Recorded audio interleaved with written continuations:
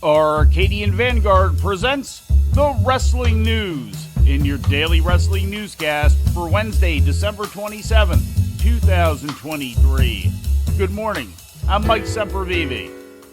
We begin today with the biggest house show on WWE's calendar, last night's post-Christmas show at Madison Square Garden. With a total live attendance reported as 15,569 by WrestleTix as of yesterday afternoon, the show was the highest-grossing non-televised domestic live event in WWE history, according to Fightful. The show featured CM Punk defeating Dominic Mysterio in Punk's first match in WWE since the 2014 Royal Rumble and his first match at the Garden in almost 12 years. Following the match, Punk addressed the live crowd. I came back here to finish what I started. It starts tonight in the world's most famous arena in front of you, the greatest fans on earth. And I know I got stiff competition, but I'm here to finish what I started. And when I win the Royal Rumble and go on to main event WrestleMania, ladies and gentlemen, I'm here to let you know that that isn't me finishing my story. That's just me getting started. Yeah!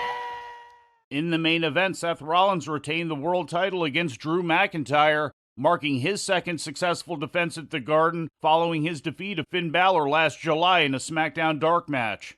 In the semi-main event, Cody Rhodes defeated Shinsuke Nakamura in the first bull rope match presented in Madison Square Garden since Cody's father, Dusty Rhodes, faced superstar Billy Graham in August of 1978.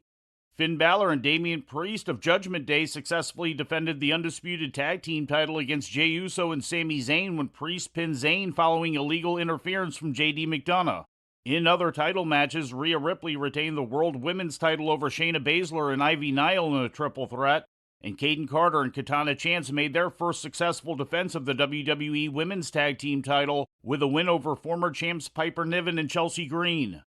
In other results, Becky Lynch beat Zoe Stark in the opener, Kofi Kingston pinned Ludwig Kaiser, Ricochet got a quick surprise win over Bronson Reed, and Omos squashed R-Truth. While the Raw crew was in New York City, WWE's Smackdown crew came to Baltimore last night with a house show at the CFG Bank Arena. In the main event, LA Knight defeated Jimmy Uso in a street fight. AJ Styles and Randy Orton teamed in the opener to defeat Austin Theory and Grayson Waller.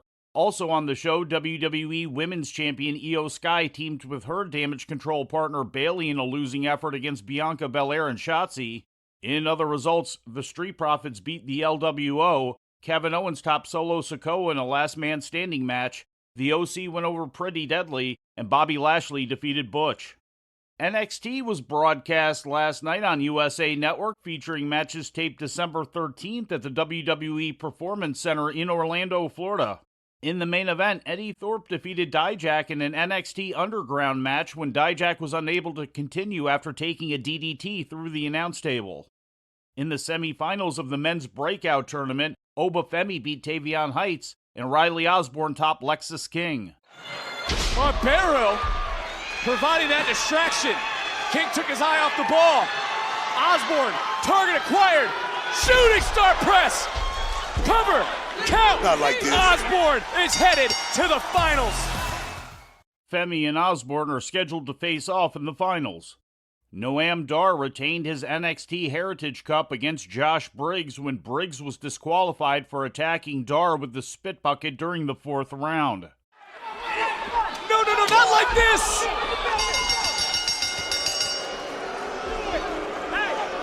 He used the bucket. That's not about disqualification. Match is over. As a result of a disqualification, your winner, and still the NXT Heritage Cup champion, Noam Dar. It's not 1-1 because a disqualification, much like a knockout, ends the match. Briggs, who is up 1 decision to none in the closing moments of that round, gets duped by metaphor as Dar again somehow, some way retains. In other results, Joe Gacy beat Joe Coffey, Cora Jade defeated Carmen Petrovic, and Lucian Price and Bronco Nima went over Duke Hudson and Andre Chase in an all-or-nothing match to become the number one contenders to the NXT Tag Team title. The episode also featured NXT's year-end awards, which included NXT champion Ilya Dragunov as Male Superstar of the Year, former NXT Women's Champion Tiffany Stratton as Female Superstar of the Year, the Creed Brothers as Tag Team of the Year, Dragunov against Carmelo Hayes at No Mercy as Match of the Year, and The Undertaker's October 10th appearance on the show as Moment of the Year. In ratings news, last Friday night's SmackDown drew a total audience of 2.108 million viewers to Fox, according to WrestleNomics. That's down 6% from the previous week's audience of 2.240 million. The rating in the key 18 to 49-year-old demographic held, coming in at 0.55 for the second week in a row. AEW Rampage, also from Friday night, drew a total audience of 363,000 to TNT, which was up 18% from the previous week's 308,000, according to WrestleNomics. The rating in the key demo was 0.10, up from the previous week's 0.08.